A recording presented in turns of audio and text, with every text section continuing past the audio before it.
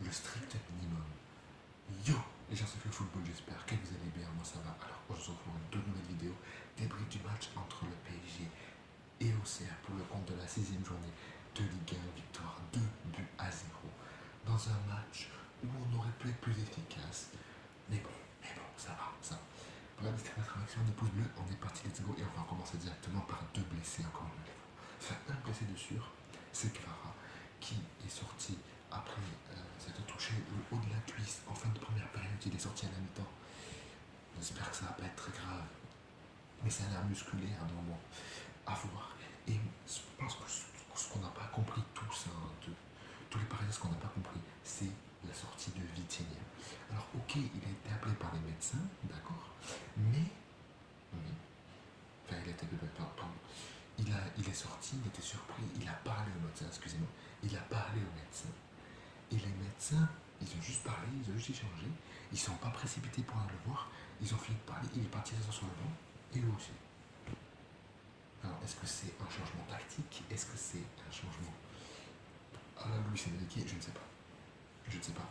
Et à l'heure actuelle, on ne sait pas si c'est une blessure ou quoi. J'espère que ce sera pas une blessure, j'espère que c'est une sortie tactique ou une sortie par précaution, je sais pas, mais en tout cas, j'espère juste qu'il va bien parce que bon, ça commence à être lourd les blessés parce que oui, on pourrait se dire qu'on abuse, on force, etc., etc. C'est vrai, on abuse, on force, etc. Mais les gars, au bout d'un moment, quand tu perds Vitinha, quand tu perds João Neves, quand t'as pas Fabian, qui a une blessure musculaire aussi, quand t'as pas Dembélé, quand t'as pas Doué, ça commence à faire beaucoup. Quand t'as pas Marquinhos, ça commence à faire beaucoup. Ça commence à faire beaucoup. Malgré ça, dans le jeu, ça a été plutôt correct, même si bon, les blocs bas, c'est chiant à jouer. On a trop soufflé chez 3 la solution sur coup de pied arrêté. Dans tous les cas, dans ce genre de match, c'est simple. Soit tu essaies de trouver une solution de frappe de loin, soit tu fais coup de pied arrêté.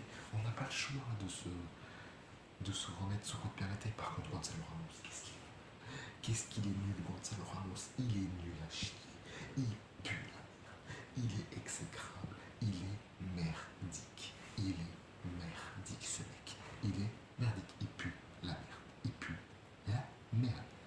Ensuite, Bradley Barcola, il part en profondeur, c'est son premier ballon. Il a une occasion de mettre le deuxième. Il fait quoi?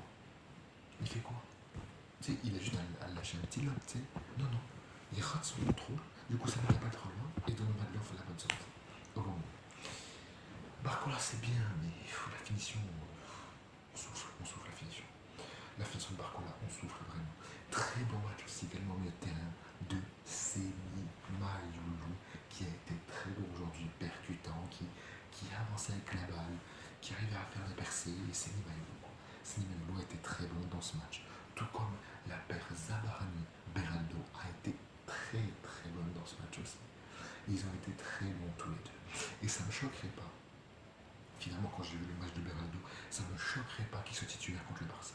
Alors oui, on aimerait que ce soit pas Joe qui soit avec Zabarani, mais Beraldo a fait un très bon match aujourd'hui et il a du coup prouvé au coach qu'il était capable d'avoir sa place tout à ce mercredi contre le Barça. C'est indéniable, il pourrait totalement avoir sa place.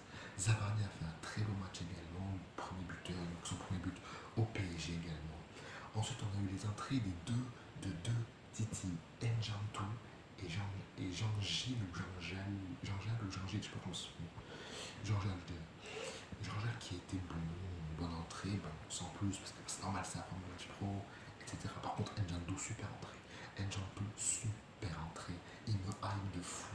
J'ai envie de voir une concurrence entre Njantou et Gonzalo Ramos devant. Parce que Gonzalo Ramos, on souffle. Même si Njantou est jeune, ok, faut pas lui mettre la pression non plus, mais essayez de l'impliquer dans le groupe pro qui joue de plus souvent en fait. J'aimerais bien qu'il joue plus souvent et c'est ce qui va sûrement arriver. Hein. Là, il a eu sa première entrée, on y va petit à petit, d'accord. Un jour, j'espère que ce mec sera titulaire. Pas forcément tout de suite, comme je vous l'ai dit. Il fait l'entrée, voilà, il s'acclimate un peu à la Ligue 1 et dès qu'il est vraiment prêt à débuter un match, il y va. Il prend la place de Gonzalo Ramos. Il faut vraiment mettre une vraie concurrence à Gonzalo Ramos parce que là, ça va pas.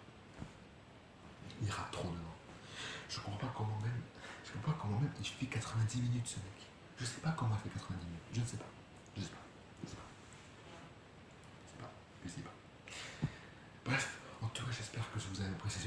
si je ne parle pas trop fort encore une fois, mettez des écouteurs ou un casque sur vos oreilles, vous entendrez un peu mieux. C'est la qualité du micro de mon téléphone qui pue sa mère. Bref, n'hésitez pas à mettre un maximum de pouces, de commentaires, de vous abonner déjà si ce n'est pas déjà fait, de checker la description